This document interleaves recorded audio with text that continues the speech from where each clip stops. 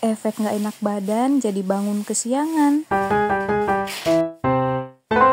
Hai Besti, welcome back to my mini vlog. Gara-gara semalam gak enak badan, hari ini aku jadi bangun kesiangan Besti. Yang tadinya udah di planning, pagi ini tuh aku mau masak buat sarapan. Dan ini aku masak nasi juga lupa Besti. Semalam tuh aku bener-bener gak ngerjain apa-apa, karena badan aku tuh berasa merampang banget. Mungkin efek cuaca juga kali ya Besti. Soalnya di sini tuh cuacanya lagi berasa dingin banget. Apalagi badan aku tuh gak bisa banget Besti sama cuaca dingin. Jangankan cuaca dingin, kena kipas sama AC kelamaan aja aku langsung meriang. Jadi pagi ini tuh aku sibuk di dapurnya, cuma ngisiin botol air minum buat isi ke kulkas, refill beras, sama beresin cucian piring yang udah pada bersih, aku tata di rak. By the way, ini tuh aku bangunnya jam 6 pas Besti. Yang biasanya bangun jam 4 atau enggak jam 5, ini kesiangannya bablas sampai aku belum sholat subuh. Jadi tadi pas bangun itu aku langsung sat-sit buat sholat subuh ya Besti, karena langitnya udah terang banget. Setelah itu baru deh aku ke dapur ngisiin botol air minum buat dimasukin ke kulkas. Itu aku biasa satu hari itu 2-3 kali Besti, karena anak-anak tuh pada sukanya minum air dingin. Tapi tenang Besti, suhu kulkasnya aku turunin, jadi si air yang didinginkan itu nggak begitu dingin banget ya. Yang penting ada nyes-nyes dinginnya Besti. Selagi aku sibuk di dapur, anak-anak aku belum pada bangun Besti, jadi aku rada tenang buat beresinnya. Ditambah Pak suami juga berangkat kerjanya jam 8-an, jadi aku masih punya waktu 1 jam buat bikin sarapan. Tapi kali ini aku nggak di shoot ya sarapannya, karena bener-bener udah siang banget. Nah ini aku juga mau mindahin air ke teko yang udah aku godok tadi malam. Pokoknya kalau air minum, badan lagi sesakit apapun tetap harus godok Besti. Oke, untuk perairan ini udah selesai dan aku mau lanjut pindahin tekonya ke bagian sini. Nah setelah itu aku mau langsung beresin cucian piring yang udah aku cuci kemarin sore, dan ini tuh udah pada kering, jadi aku langsung pindahin aja ke raknya biar lebih rapi. Dan baskomnya bisa aku pakai lagi buat cuci piring yang udah pada kotor.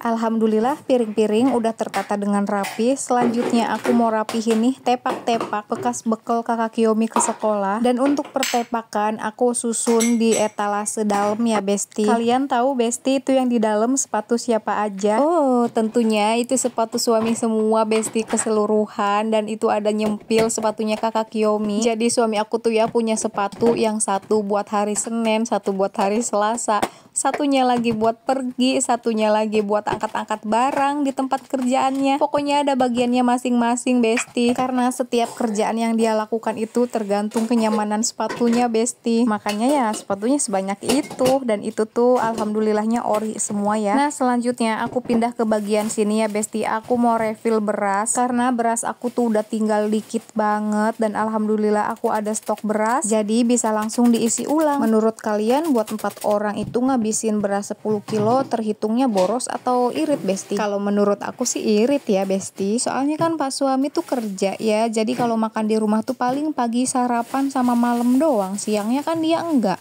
Terus juga aku sama anak-anak makan nasinya sedikit, ditambah kalau sarapan itu kan kadang aku beli nasi lengko atau enggak nasi jamblang, dan itu tuh udah ada nasinya. Jadi ya bisa dibilang makan nasi di rumah itu paling cuma 2 kali sehari, kecuali kalau paginya aku nggak beli sarapan dan aku masak sendiri, baru deh sehari 3 kali. Nah ini untuk berasnya udah selesai, ternyata nggak cukup Besti, karena di dalam tongnya tuh berasnya masih lumayan banyak. Aku kira tinggal sedikit banget, dan aku tuh selalu menganut amanat dari nenek aku dulu Besti. Katanya kita tuh kalau udah rumah tangga, kalau punya beras jangan sampai kehabisan banget. Kalau bisa sih minimal beras tinggal 1 kilo tuh kita harus isi lagi. Begitupun dengan garam ya Besti. Pokoknya beras sama garam tuh jangan sampai habis banget, karena 2 hal itu tuh katanya sih merupakan sumber atau simbol keluar masuknya rejeki. Oke, selanjutnya singkat cerita anak-anak udah pada bangun, kakak Kiyomi juga udah selesai mandi, mau langsung aku dandanin aja karena ini udah siang. Jadi tadi tuh aku beres-beres di dapur menghabiskan waktu 30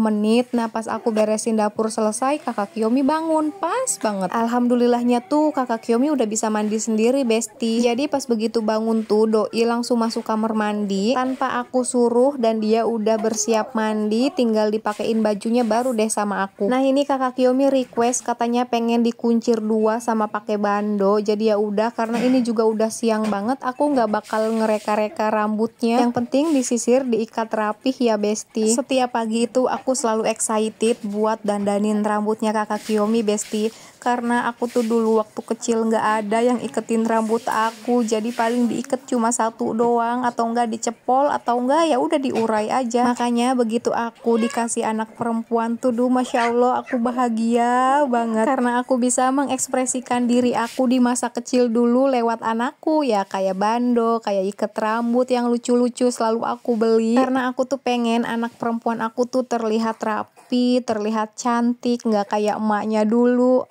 Udahlah jangan dilanjut, sedih nih.